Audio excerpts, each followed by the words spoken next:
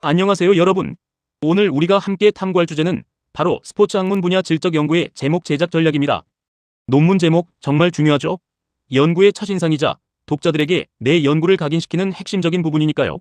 오늘은 특히 국내형과 해외형 제목의 구조, 사용되는 어휘, 그리고 제목을 만드는 공식까지 구체적으로 파헤쳐 볼 겁니다.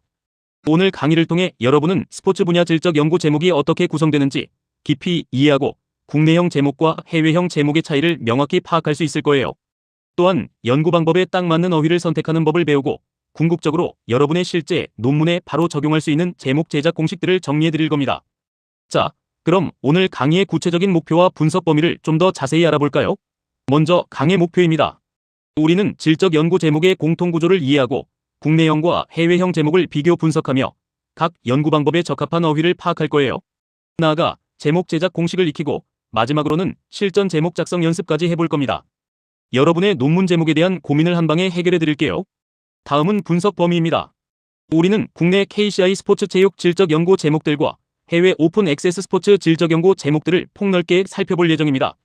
이 두 가지 유형의 제목들을 비교 분석하면서 특히 분석 초점으로는 제목 구조, 참여자를 제시하는 방식, 그리고 콜론, 인용문, 질문문이 어떻게 활용되는지, 방법명은 어떻게 표기되는지, 또 현상, 경험, 과정을 표현하는 방식 등 세밀한 부분까지 들여다볼 것입니다. 이제 본격적으로 국내형 제목의 기본 구조부터 살펴보겠습니다. 국내 스포츠 질적 연구 제목의 기본형은 일종의 공식처럼 존재하는데요. 바로 연구 대상 경험인식 의미 과정에 대한에 관한 연구 방법명이라는 구조를 따릅니다. 몇 가지 대표적인 예시를 볼까요? 체육교사의 표현활동 수업 경험에 대한 현상학적 연구, 학교 밖 청소년들의 스포츠 활동 경험에 관한 내러티브 탐구, 그리고 체육교사의 교육열정, 소진 및 회복에 관한 근거이론 연구와 같은 제목들이 이 공식을 잘 보여주고 있습니다.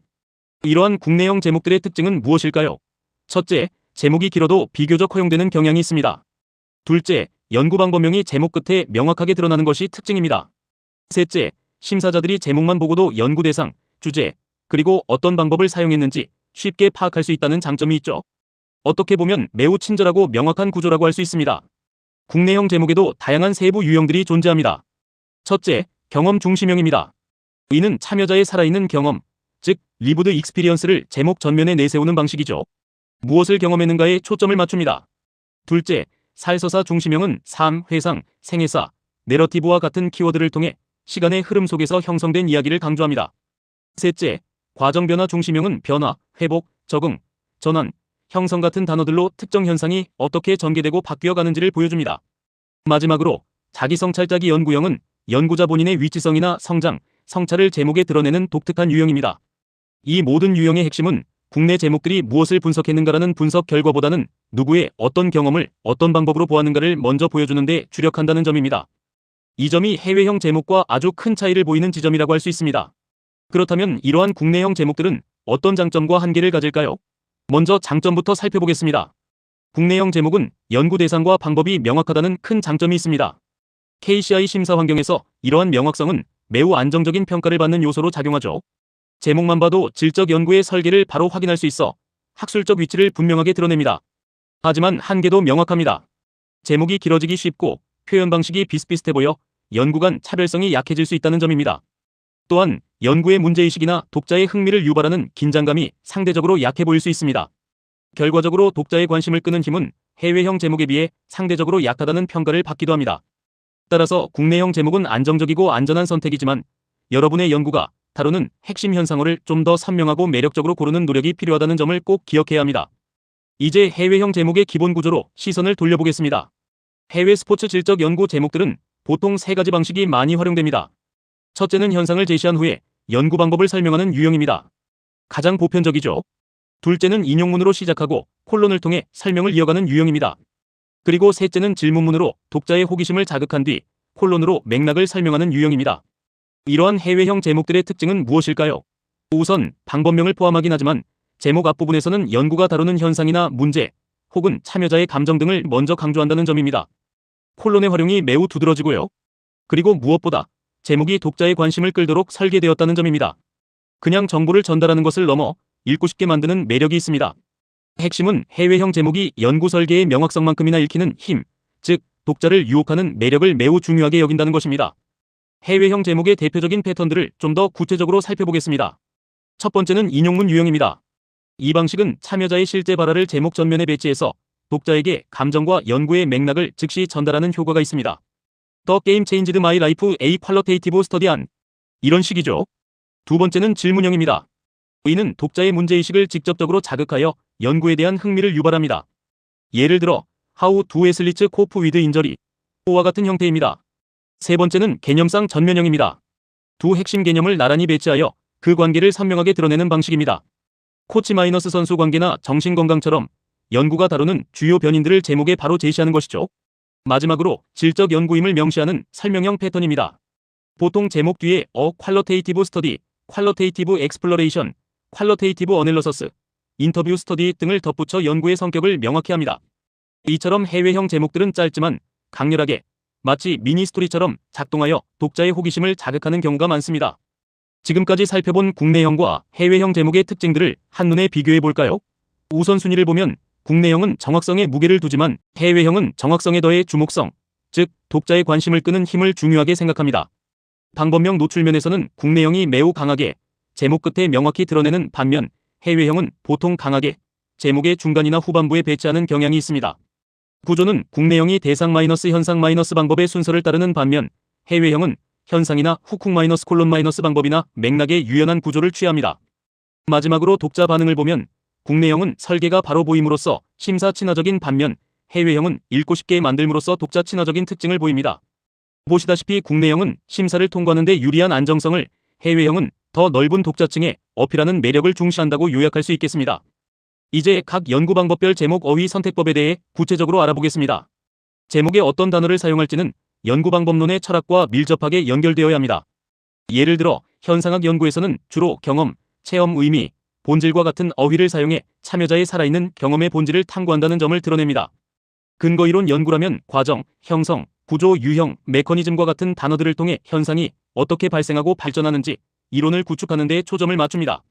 내러티브 연구는 삶, 회상, 이야기, 여정, 서사 등 시간의 흐름 속에서 개인의 이야기를 탐구하는 언어를 사용하겠죠. 문화기술지는 경험, 성찰, 성장, 자기서사, 정체성 등 문화적 맥락 속에서 개인이나 집단의 이야기를 깊이 이해하려 합니다. 마지막으로 사례 연구는 한 명, 한 팀, 한 프로그램, 특정 사례처럼 연구의 범위를 구체적인 사례에 한정한다는 것을 명시합니다. 핵심은 제목 어휘를 단순히 멋있어 보이는 단어로 임의로 고르는 것이 아니라 여러분의 방법론이 가진 철학과 연구의 분석 목적에 완벽하게 부합하도록 신중하게 선택해야 한다는 점입니다. 자, 이제 오늘의 하이라이트. 스포츠 질적 연구 제목 제작 공식을 공개합니다. 세 가지 유형의 공식을 알려드릴 텐데요. 첫째, 국내 KCI 투고형 공식입니다.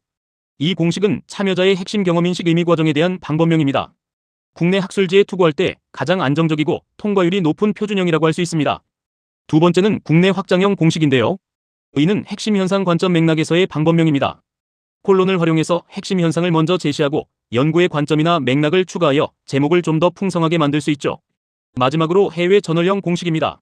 이 공식은 인용 문질문 강한 현상 문장어 퀄러테이티브 STUDY EXPLORTIONNOLYSIS 어부 대상 경험인 맥락과 같이 인상적인 문구로 시작하여 독자의 흥미를 유발하고 그 뒤에 연구의 성격과 대상 맥락을 설명하는 방식입니다.